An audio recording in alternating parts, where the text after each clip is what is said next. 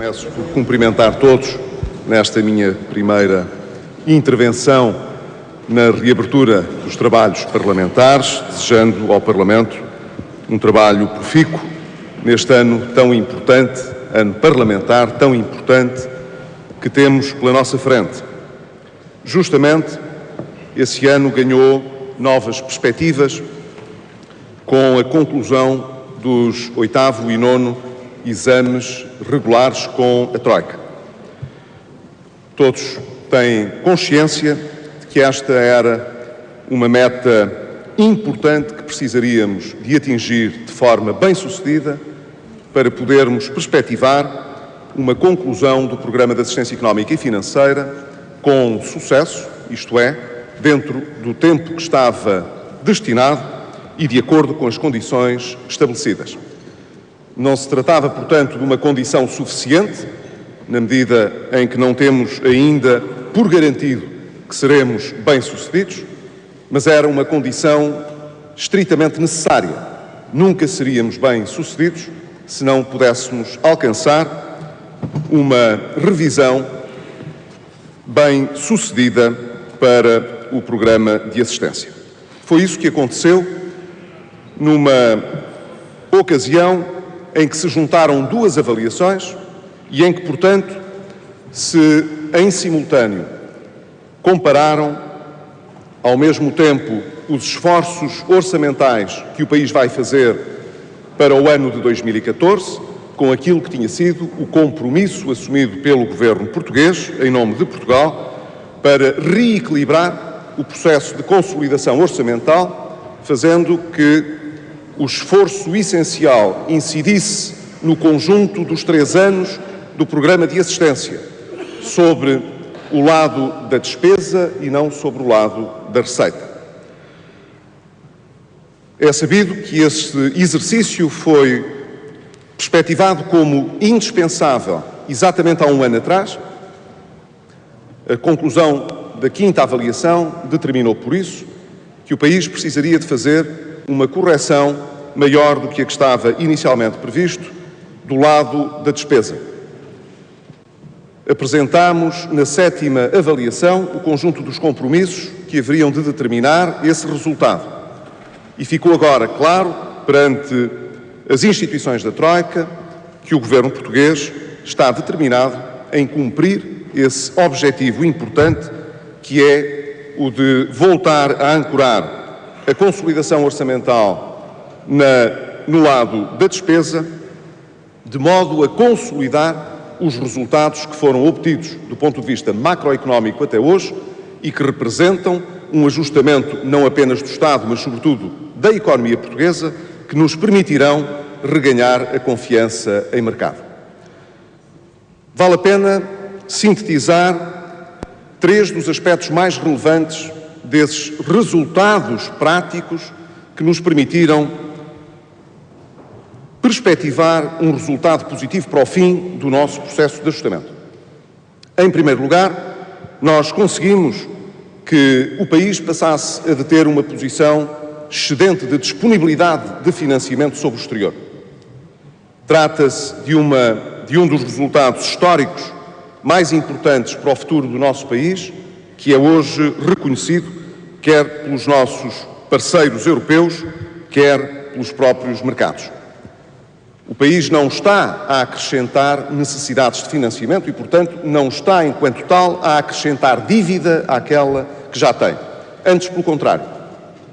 O país ainda tem, do ponto de vista do Estado, um endividamento que é elevado e que precisa de diminuir para o futuro, gerando excedentes primários para o garantir, mas o país, na sua totalidade, não está a viver acima das suas disponibilidades, pelo contrário, o país está a garantir uma posição excedentária sobre o exterior. Ora, esta é uma condição essencial para que seja bem-sucedida uma estratégia de retorno a mercado, ganhando a confiança dos investidores. Em segundo lugar, nós garantimos hoje que o nível de perspectiva recessiva sobre a nossa economia não é tão negativa quanto aquela que estava inicialmente pensada. E isso é importante na medida em que, tendo partido de uma base talvez menos realista do que a que seria necessária no início do programa, a verdade é que a necessidade de cumprir metas e de garantir credibilidade poderia importar num custo excessivo para a economia. E houve, evidentemente, riscos de que isso pudesse acontecer. Oportunamente me referi a eles, por oposição àqueles que entendiam que esses riscos estavam concretizados. Hoje sabemos, a nossa economia, durante este ano, e tal como era a nossa previsão, conseguiu inverter o seu declínio.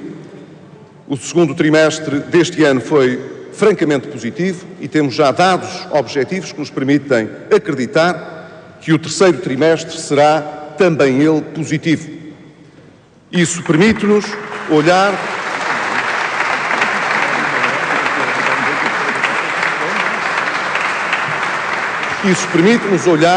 para o cenário macroeconómico que saiu destas duas avaliações de uma forma realista.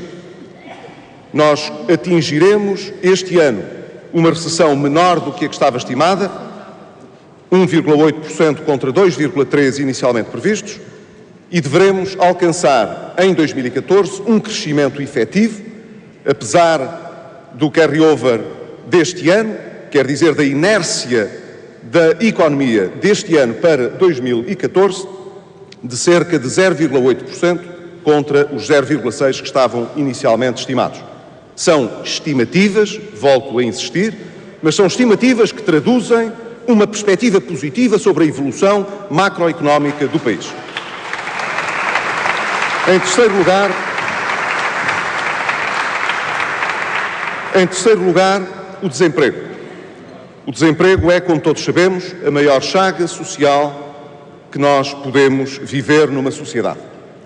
E em Portugal nós temos vivido, nos últimos anos, com níveis de desemprego que são historicamente elevados e que, portanto, contrastam com a história do país. As dificuldades que temos sentido a este nível têm sido muito resilientes e, apesar das perspectivas mais positivas para a economia portuguesa, não tem sido possível apresentar uma perspectiva tão positiva para a evolução do desemprego.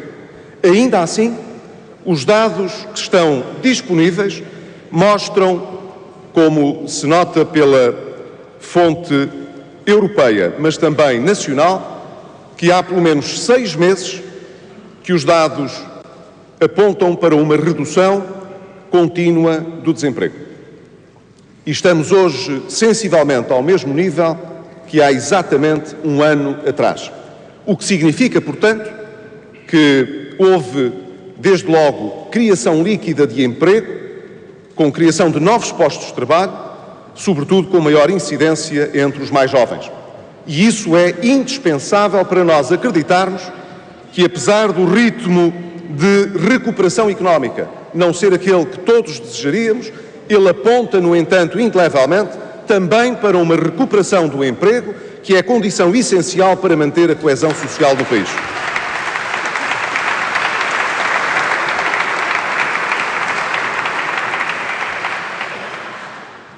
Senhora Presidente, senhoras e senhores deputados, estamos, portanto, a chegar àquilo a que se chama o momento da verdade. Portugal enfrentou, desde abril de 2011, condições como não tinha memória de ter enfrentado na sua história recente. Os sacrifícios que os portugueses foram chamados a realizar, sem qualquer exceção, são também eles sacrifícios excepcionais que não comparam com os que foram feitos no passado. Nós estamos, rigorosamente, a 3 avaliações do final do nosso programa. É minha convicção que temos praticamente todas as condições reunidas para poder concluir este programa com sucesso.